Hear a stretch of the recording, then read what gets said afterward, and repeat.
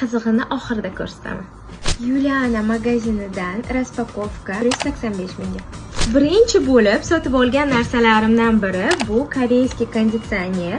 Hali o'zim ishlatib ko'rmadim, lekin opam men maslahatim bo'yicha sotib olib, mazza qilib ishlatyaptilar. Aytishlari bo'yicha sochlarini silliq, yumshoq qilib taralishga oson qilgan emish. Ikkinchi olgan narsamni hamma qizlar sevsa kerak. Bu highlighter. Qancha sursak ham shuncha kam. To'g'risini aytsam, hamyonbop bo'lishiga qaramasdan, Diordan kam joyi yo'q. Buni yaltirlashini qarang. Sevdim bor-ku. Menga olgan narsam bu makiyaj uchun sponjik. Rangini qarang buni.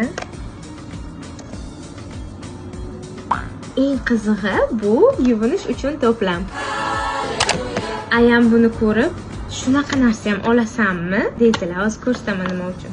O'zi faqat shunisi uchun oldim.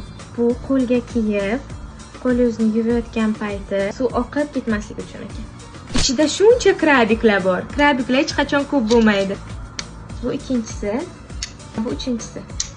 Zo'ra, kiyimimizda asal rezinkachalari bor. Yoshligimda shunaqa rezinkalarni sevardim.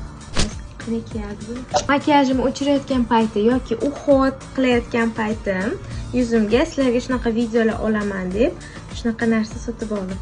Raspakovkamiz o'z nihoyasiga yetdi. Agar shu formatdagi video bo'lishini yana istasangiz, izohlarda yozib qoldiring.